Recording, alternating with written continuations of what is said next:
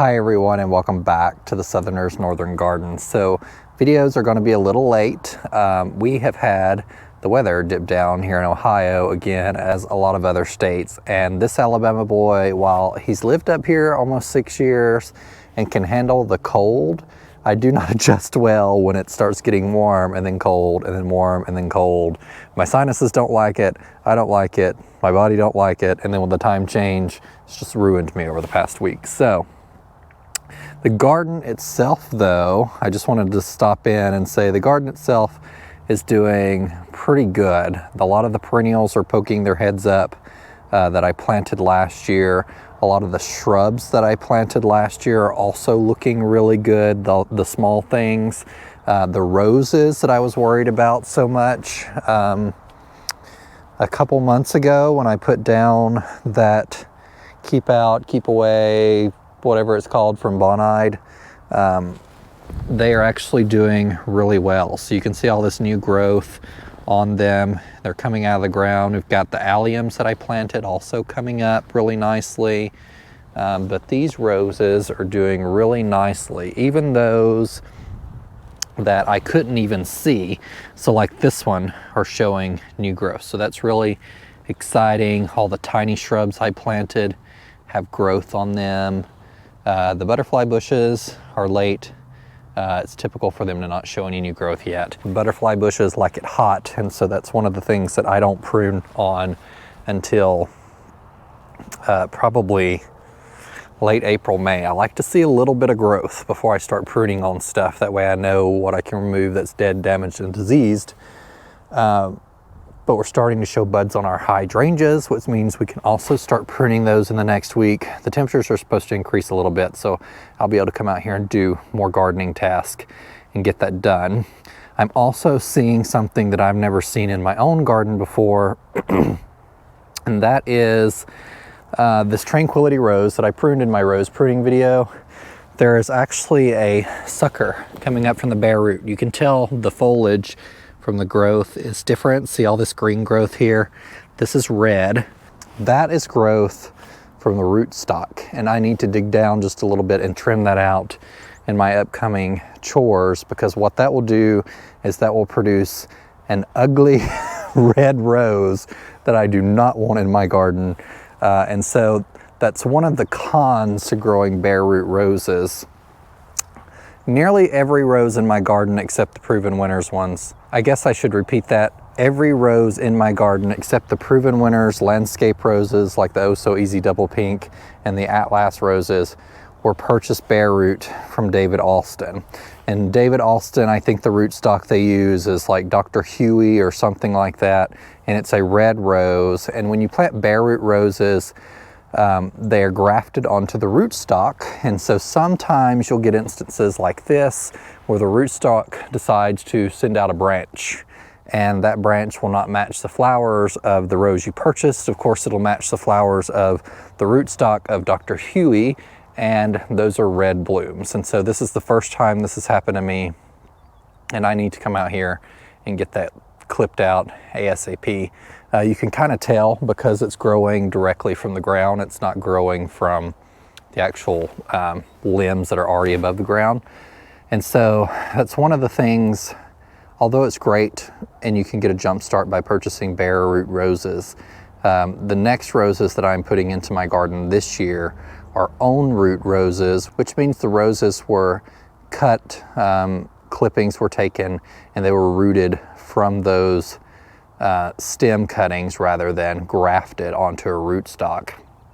The benefits of own root roses is that you don't have that happen. If something comes from the ground, it will remain true to the flower you purchased. If the rose completely dies back to the ground and comes back, it will remain true to the flower you purchased. There are a few cons. Some of them are not as hardy. That's one of the reasons the rootstock is used, so that roses can thrive in lower zones that they typically would not thrive in. But as long as you're purchasing a rose that's hardy to your zone, that's grown on its own root, you should be fine to go. There's not any concerns there specifically with own root rose. Look, my Southern's coming out. Own root roses. And so the ones I'll be adding to this moon gate is going to be an on-root rose, on-root rose, and the one to the arbor on the fence is also going to be an on-root rose. Ugh, that's a mouthful. I also had my irrigation people come out this past weekend and give me an estimate on triching electrical to the shed, and so hopefully that's a project we can get completed in the next few weeks. Lots of little projects, but I think I mentioned when the fence was built, the irrigation line runs right on the outside of the fence just because the way it was originally laid when the house was built. And so he's going to trench a line to move this inside the fence, and so if there are any breakages in the future, it won't be a really huge deal to access. And also in that same trench we can run conduit and electrical to the shed, so that'll be nice. I can plug up electrical tools out there if I need to, or run electricity, or even maybe put some Christmas lights on it. I don't know. I'm not that into Christmas lights and decorating, mainly because you have to remove them in January in Ohio and it's super cold then, and I'm not into it. But I haven't done Christmas as much in the past few years, but we may get back into that this season. We'll think about it. I'm still waiting, of course, since we had this cold snap, to pick up my tree from Grandma's Gardens. I'll probably be doing that in the next couple of weeks. I may pick it up this coming weekend and have it here and ready to plant some afternoon. I'm not sure yet. I got to do a little digging around. Another one of my favorite garden centers, 𝗗𝗓𝗗𝗘𝗢, opens tomorrow, Wednesday. And I will probably be going this weekend since they're only open like during business hours during the week. And so I'll probably be going Saturday morning to check out some potential tree options to replace that redbud that died. I would like to find something that's not ball and burlap, just because I don't want to dig another hole that big. And I also just planted all of these roses, and I'm going to be sticking some perennials in this area this year that I really don't want to have to replace more quickly than I put them in. And so if I get a smaller tree, it'll take a couple years for it to grow up and cast enough shade that those items have to be moved. I will be getting my first shipment of plants for the season that I purchased last year. And so those are going to be the roses that are going to go on the arbor and the moon gate, and I will go over those in a video probably next week. I'll probably shoot it this weekend when the weather's nicer, hopefully, and then we'll do a discussion about the first planting of those. Those are on root roses, of course, as I mentioned, and I'll go over those varieties. I'm really excited about them. I searched high and low for the perfect roses for both of those items, and I think I found them for this space. We've got our first daffodil blooms in the garden, and I'm going to take you up there and show you those right quick. And we also got our hellebores are looking pretty nice, so let's run up there and check those out right quick. The hellebores are looking really nice despite our really cold weather. So you can see where I cleaned them up and removed all the old foliage. The new foliage got a little zapped from some cold snaps here, but they're still looking really good. And I actually am getting some blooms on this lungwort. It's one of my favorite early spring perennials, and so this is the first notice of those. They don't look great because of our cold weather as well, but it's got a ton of buds on it, and so it will just continue producing blooms, and all this new foliage just keeps producing blooms throughout spring. My lemony lace elderberry is also getting ready to bloom here, looking really nice. I love this shrub. It's a great Japanese maple alternative if you live in a location that has issue with Japanese maples. It's a little hardier, and so it's a really good option for you. Beautiful yellow foliage all season long, and it likes a little bit of shade. This one is pretty much in shade all day. It gets pretty rough evening sun from back behind us, but it's very nice. Got some daffodils right here that are actually a little later blooming than my other ones, and so they're just now pushing out of the ground. It's a lot of weeding I need to do in these areas too. The hostas are also making their way out of the ground, which is concerning because we still have a good month until our last frost, and hostas are easily damaged by freezes.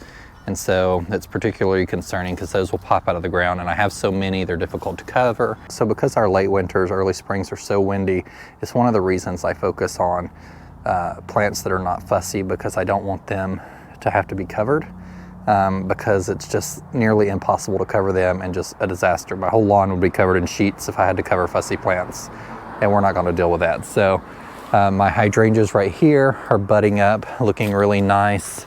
These hydrangeas are tiny, tough stuff, and this will be their 3rd season in the ground, so I'm hoping they do really well. I stopped by the Rural King almost 3 weeks to a month ago and purchased all the bags of a soil acidifier that they had, the large bags, because I'm determined to have some blue hydrangeas this year.